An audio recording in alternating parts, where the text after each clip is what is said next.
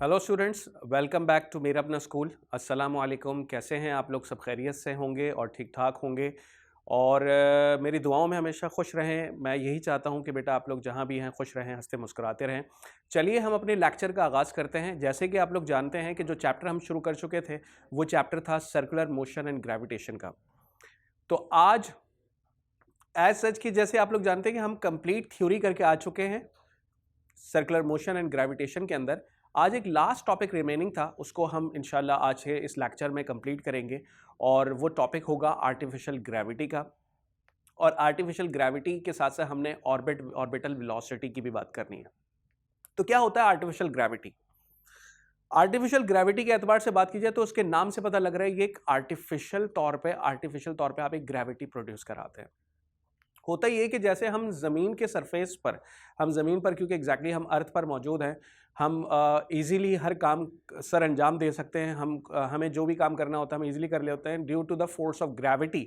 Due to the force of gravity यहाँ gravity exist करती है, जिस ग्रेविटी एग्जिस्ट होने की वजह से आप और मैं और बल्कि दुनिया में मौजूद जितने, इस अर्थ में मौजूद जितने भी लोग हैं वो इजीली हर काम परफॉर्म कर सकते हैं। लेकिन अगर हम बात करें सैटेलाइट की, ठीक है, इस पूरी कायनात की अगर पहले बात की जाए तो as you know that in the universe planets revolve around the sun in different speed and different time period. कायनात में मौजूद जितने भी प्लैनेट्स हैं ये रिवॉल्व कर रहे हैं सन के अराउंड। ठीक इसी तरह अगर बात की जाए सिमिलरली जो मून है वो रिवॉल्व कर रहा है अर्थ के अराउंड। तो ये जो रिवॉल्व कर रहे हैं उसके पीछे क्या ये अपने ऑर्बिट में जो रिवॉल्व कर रहे होते हैं, दो फोर्सेस की वजह से ये रिवॉल्व कर रहे होते हैं। ये दो फोर्सेस जो एक दूसरे को बैलेंस कर रही होती हैं, जिसकी वजह से ये अपने ऑर्बिट में रहते हुए रिवॉल्व कर रहे होते हैं। एक हमारे पास फोर्स ऑफ ग्रेविटी है जिसे हम ग्रेविटेशनल फोर्स का नाम देते हैं, और दूसरी फोर्स है सेंट्रीपिटल फोर्स। ठीक है, हम इन दोनों की मदद से एग्जैक्टली ऑर्बिटल वेलोसिटी भी निकालेंगे। पहले थोड़ा सा बैकग्राउंड समझ लेते हैं कि ऐसा होता है किस तरह से हम जो है वो बात करते हैं आर्टिफिशियल ग्रेविटी, कहाँ पर हमें ज़रूरत पेश आती है आर्टिफिशियल ग्रेविटी को प्रोड्यूस कराने की। एज वी नो, हमने डिस्कशन कर लिया इस एतबार से कि अर्थ में ग्रेविटी एग्जिस्ट करती है due to the force of gravity, जिसकी वजह से हम हर एक काम सर अंजाम दे पा रहे होते हैं। लेकिन हम बात करें अगर स्पेस की, तो स्पेसशिप को जब थ्रू इन स्पेस छोड़ा जाता है तो वो अपने ऑर्बिट में रिवॉल्व किस तरह कर रहा होता है? वो रिवॉल्व जो है वो वेटलेस और फ्री फॉलिंग बॉडी की तरह मौजूद होता है वहाँ पर। अब वहाँ पर उसे कंटिन्यूसली रिवॉल्व कराने के लिए हमें आर्टिफिशियल तौर पे ग्रेविटी प्रोड्यूस करवानी पड़ती है। और ये आर्टिफिशियल ग्रेविटी प्रोड्यूस होने के बाद ही जो एस्ट्रोनॉट्स स्पेसक्राफ्ट में मौजूद होते हैं वो सर्वाइव कर पाते हैं, क्योंकि ग्रेविटी की वजह से ही हम कोई भी काम कर पाते हैं, हम कोई भी चीज़ कोई भी काम परफॉर्म कर पाते हैं। अदरवाइज मैं आपको थोड़ी सी एग्जाम्पल देकर चलूँ स्पेस में स्पेसक्राफ्ट को किस तरह से छोड़ा जाता है और एस्ट्रोनॉट्स जो स्पेसक्राफ्ट में मौजूद होते हैं वो कैसे सर्वाइव कर रहे होते हैं, वो due to the artificial gravity produce करवाने की मदद से सर्वाइव कर पाते हैं। अब ये जो हमारा बेसिक मुद्दा जो है वो आर्टिफिशियल ग्रेविटी प्रोड्यूस करवाना है। ये तो एक छोटी सी मैंने बात बता दी, थोड़ा सा ओवरव्यू हमने कर लिया कि यार हमें आर्टिफिशियल ग्रेविटी कहाँ पर ज़रूरत पेश आती है आर्टिफिशियल ग्रेविटी को प्रोड्यूस कराने की। तो मैंने आप लोगों को बताया, पहली शुरू में एक बात बताई कि यार कायनात में मौजूद जितने भी प्लैनेट्स हैं ये सारे के सारे प्लैनेट्स जो है वो सन के अराउंड रिवॉल्व कर रहे हैं, और ठीक इसी तरह से जो है वो मून जो है वो अर्थ के अराउंड रिवॉल्व कर रहा है। अब अगर ये अपने ऑर्बिट में जितने भी प्लैनेट्स हैं अपने ऑर्बिट में रिवॉल्व कर रहे हैं तो वो due to the force of gravity and centripetal force के वजह से ही रिवॉल्व कर पा रहे होते हैं। और वहाँ पर अगर हम किसी सैटेलाइट को छोड़ दें तो अब वो सैटेलाइट के अंदर अगर आप चाहते हो कि सैटेलाइट जो है या उसमें जो मौजूद एस्ट्रोनॉट्स मौजूद हैं या जो भी किसी पर्पसेस के पॉइंट ऑफ व्यू से जो सैटेलाइट्स को लॉन्च किया जाता है, तो वहाँ पर अब करना ये होता है कि हमें आर्टिफिशियल ग्रेविटी प्रोड्यूस करवानी पड़ती है ताकि इन सैटेलाइट्स को जो है वो हम ईज़िली मूव करवा सकें और हमारा जो मकसद है स्पेस में रहते हुए वो हम अपने उस मकसद को सरअंजाम कर सकें या हमें परफॉर्म कर सकें। राइट, चलिए अब हम थोड़ी सी बात कर देते हैं। एक छोटा सा हमने कॉन्सेप्ट पढ़ लिया आर्टिफिशियल ग्रेविटी के एतबार से। अब अगर मैं बात करूं बेटा कि जो है वो ऑर्बिटल वेलोसिटी क्या होती है? ऑर्बिटल वेलोसिटी उस वेलोसिटी को कहते हैं जो कोई भी प्लैनेट्स, जैसे बात की जाए मून क्योंकि एग्जैक्टली आप कह सकते हो कि मून जो है वो एक सैटेलाइट है अर्थ के अराउंड, ठीक है, और एग्जैक्टली अब क्योंकि मून अर्थ के अराउंड रिवॉल्व कर रहा है, हर वो प्लैनेट जो अर्थ के अराउंड रिवॉल्व कर रहे हैं तो वो एक सैटेलाइट के तौर पे रिवॉल्व कर रहे हैं। अब वहाँ पर क्योंकि आर्टिफिशियल ग्रेविटी अगर हमें प्रोड्यूस करनी है तो हम कैसे प्रोड्यूस करवाएंगे, उसके लिए एग्जैक्टली हमें पता है कि दो फोर्सेज हैं हमारे पास। बेसिकली दो फोर्सेज ऐसी हैं जिसकी बुनियाद पर हम ऑर्बिटल वेलोसिटी को प्रोड्यूस कर सकते हैं। ऑर्बिटल वेलोसिटी वो वेलोसिटी होती है जिस वेलोसिटी से अगर कोई भी सैटेलाइट अर्थ के अराउंड अपने ऑर्बिट में रहते हुए रिवॉल्व करेगा तो वो आर्टिफिशियल ग्रेविटी प्रोड्यूस कर सकता है।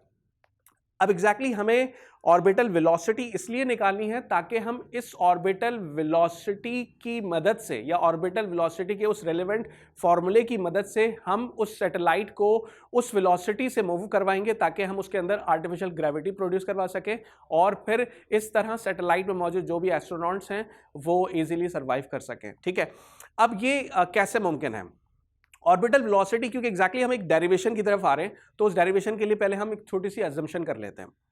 हम सपोज कर लेते हैं consider a satellite of mass m। ठीक है, मैंने एक सैटेलाइट लिया सिंपली और जिसका मास m है, moving in an orbit of radius r, जो मूव कर रहा है जैसे कि अर्थ के अराउंड अगर वो सैटेलाइट मूव कर रहा है तो फ्रॉम द अर्थ और सैटेलाइट के दरमियान का जो डिस्टेंस होगा उसे रेडियस कहा जाएगा। उस रेडियस को मैंने स्मॉल r से रिप्रेजेंट किया है यहाँ पर, और ये जिस वेलोसिटी से मूव कर रहा है उस वेलोसिटी को मैं v का नाम दे रहा हूँ, और with velocity v around the earth. अब एग्जैक्टली हम इस सिलसिले को आगे बढ़ाते हैं। सबसे पहले हम ये कहेंगे एग्जैक्टली कि यहाँ पर जो कि ग्रेविटेशनल फोर्स है, ग्रेविटेशनल फोर्स और साथ साथ जो सेंट्रीपिटल फोर्स है, ये दोनों फोर्सेस एक दूसरे को बैलेंस करेंगी। स्क्रीन पर मौजूद मैं डेरिवेशन को यहीं पर कंप्लीट कराऊंगा। अपना फोकस्ड मुकम्मल तौर पे इस डेरिवेशन पर रखिएगा ताकि आपको आर्टिफिशियल ग्रेविटी जो मैंने कॉन्सेप्ट दिया और उसके अंदर जो ऑर्बिटल वेलोसिटी का फॉर्मूला हम ड्राइव कर रहे हैं वो सही मायनों में सही तरह से आप लोगों को समझ में आ सके। अब हम क्या कर रहे हैं, जैसे मैंने कहा कि ग्रेविटेशनल फोर्स और सेंट्रीपिटल फोर्स जो है वो एक दूसरे को बैलेंस कर रही है, तो ये दोनों सिंपली एक दूसरे को बैलेंस कर रही है। Fg is equal to Fc। अब क्योंकि हमें पता है ग्रेविटेशनल फोर्स जो है वो according by Newton's law of universal gravitation हमने फॉर्मूला पढ़ा था, F is equal to Gm1m2 upon R square. यानी न्यूटन्स ने बताया था कि दो बॉडीज इस कायनात में मौजूद, कोई भी दो ऐसी बॉडीज जिनके दरमियान जो फोर्स ऑफ अट्रैक्शन या रिपल्जन होगी वो फोर्स बेसिकली उन दोनों के मासेस के प्रोडक्ट के डायरेक्टली प्रोपोर्शनल होती है और इनके दरमियान जो भी डिस्टेंस होता है उसके इनवर्सली प्रोपोर्शनल होती है। उस न्यूटन्स लॉ ऑफ कॉन्सेप्ट के तहत हमने एक फॉर्मूला ड्राइव किया था और उसके बाद फिर उसकी एप्लीकेशन को हम यहाँ डिस्कस कर रहे हैं। तो हम क्या करेंगे, ग्रेविटेशनल फोर्स की जगह पर simply G, capital G gravitational constant, M क्योंकि एक वो अर्थ हो गया जिसके अराउंड सैटेलाइट मूव कर रहा है, जिसका अर्थ क्योंकि एग्जैक्टली बहुत बड़ा होता है इन साइज, तो हम अर्थ के मास को ME ले रहे हैं, मास ऑफ अर्थ, और ठीक इसी तरह से सैटेलाइट के मास को मैं स्मॉल m से रिप्रेजेंट कर रहा हूं। तो ये आपका स्मॉल m आ गया और इनके दरमियान जो डिस्टेंस है वो स्मॉल r से रिप्रेजेंट किया। ठीक है, और एग्जैक्टली जो डिस्टेंस होता है उसके स्क्वायर के इन्वर्सली प्रोपोर्शनल होता है, तो Gm अपॉन आर स्क्वायर के बराबर हो गया। दूसरी जानिब सेंट्रीपिटल फोर्स जो है उसकी जगह पर हम क्या रखेंगे, हमने सेंट्रीपिटल फोर्स के बारे में पढ़ा था कि उसका फॉर्मूला क्या होता है, mv स्क्वायर अपॉन आर। तो r से एक r कैंसिल हो जाएगा और बचेगा Gme, और m से m भी कैंसिल कर दें अगर यहाँ पर, तो एग्जैक्टली यहाँ पर हमारे पास जो रिलेशन बचता है वो ये बचता है Gme divided by r is equal to v square. इसे हम नाम दे देते हैं इक्वेशन नंबर 1 का, और उसके बाद हम अपने सिलसिले को आगे बढ़ाते हैं। अब यही जो ग्रेविटेशनल फोर्स है वो हम मानकर चलते हैं ये ग्रेविटेशनल फोर्स एग्जैक्टली क्योंकि बॉडी के जो सैटेलाइट का वेट होगा उस पर जो ग्रेविटी एक्ट कर रही है और सैटेलाइट का जो अपना मास है, इन दोनों का प्रोडक्ट जो होता है वो वेट के बराबर होता है, वेट के बराबर होता है। तो वेट जो है वो ग्रेविटेशनल फोर्स के बराबर हो जाएगा। तो इन अदर केस हम क्या करेंगे, सबसे पहले तो हमने ग्रेविटेशनल फोर्स को सेंट्रीपिटल फोर्स के बराबर रखा, याद रखिएगा, दोबारा रिव्यू करा रहा हूँ, और फिर ड्राइव करते हुए जो आपके पास फाइनल रिजल्ट आया v square is equal to Gme divided by r, इसे मैंने नाम दे दिया इक्वेशन नंबर 1 का। देन फिर उसके बाद यही ग्रेविटेशनल फोर्स को मैंने बराबर रखा बॉडी के सैटेलाइट के वेट के बराबर, तो वेट क्योंकि mg के बराबर होता है तो आपने वेट की जगह पर mg रख लिया, और ग्रेविटेशनल फोर्स हमें एग्जैक्टली पता है कि Gme divided by r square के बराबर होगा। अब यहां से भी m से m कैंसिल हो जाएगा और फाइनली जो हमारे पास रिजल्ट आएगा वो बनेगा GME। अभी नीचे जो है आर स्क्वायर है, एक आर इसमें से जो है वो आप अगर G के पास दूसरी जानिब जाके यहाँ डिवाइड हो रहा है तो दूसरी तरफ आके G से मल्टीप्लाई हो जाएगा, तो GME डिवाइडेड बाय R बराबर हो जाएगा GRK या फिर RG भी लिखा जा सकता है। इसे हम एक स्क्वायर ब्रैकेट में बंद करते हैं और इसे भी नाम दे देते हैं क्वेश्चन नंबर 2 का। ये दो इक्वेशंस हमारे पास आ गई। अब इन दोनों को कंपेयर करवाते हैं, comparing equation 1 and equation 2। Compare कराने पे क्या होगा कि v स्क्वायर बराबर हो जाएगा GRK। अब अगर स्क्वायर कहीं पर आता है एग्जैक्टली हमें अंदाजा है कि हम दोनों तरफ क्या करेंगे, टेकिंग स्क्वायर रूट या फिर taking under root on both sides, तो हम दोनों तरफ अंडर रूट अप्लाई करेंगे। तो यहां अंडर रूट अप्लाई हो जाएगा v स्क्वायर के ऊपर और दूसरी जानिब GR के ऊपर भी अंडर रूट अप्लाई हो जाएगा। स्क्वायर से अंडर रूट कैंसिल हो गया तो v बराबर हो जाएगा अंडर रूट GRK। ठीक है, तो अगर हम, क्योंकि ये r जो है ये वो डिस्टेंस है जो सैटेलाइट से अर्थ के सरफेस तक का था। अगर हम कहें कि सैटेलाइट अगर अर्थ के सरफेस के नियर आ जाता है, अगर अर्थ के सरफेस के नियर आ जाता है तो क्या होगा, जो स्मॉल r है एग्जैक्टली ये बराबर हो जाएगा रेडियस ऑफ अर्थ के बराबर। जो अर्थ का अपना distance from the centre of earth to the surface of earth होता है दैट इज कैपिटल RE, तो स्मॉल r बराबर हो जाएगा RE के। तो अब इन दैट कंडीशन हम क्या करेंगे, स्मॉल r की जगह पर हम कैपिटल RE रख लेंगे और ये हमारा जो फाइनल रिलेशन बनेगा वो बनेगा v is equal to under root G capital RE। अब ग्रेविटी भी कांस्टेंट होती है, रेडियस ऑफ अर्थ भी कांस्टेंट होता है, दोनों की जगह पर अगर हम इनकी वैल्यूज को रिप्लेस करवाएं, पुट करवाएं तो एग्जैक्टली फाइनल रिजल्ट की तरफ हम आ सकते हैं। क्या करेंगे हम, सिंपली ग्रेविटी जो कि 9.8 और अप्रॉक्सीमेट 10 मीटर पर सेकंड स्क्वायर के बराबर भी रखा जा सकता है, तो यहां पर हम 9.8 रखेंगे ग्रेविटी की जगह पर, और जो रेडियस ऑफ अर्थ है ये बराबर होता है बेटा 6.4 या फिर 6.38 भी लिखा जाता है। तो 6.4, इससे परेशान मत होइएगा, 6.4 या 6.38 अगर उसे मैं राउंड ऑफ करके 6.4 रखेंगे तो भी चलेगा। 6.4 एक्सपोनेंट 6, ठीक है, एक्सपोनेंट 6 अगर आप यहां रख लें तो क्या होगा, इन दोनों को मल्टीप्लाई करके और उसका अंडर रूट लेने पर जो रिजल्ट हमें मिलता है वो मिलता है 7920 किलोमीटर पर सेकेंड।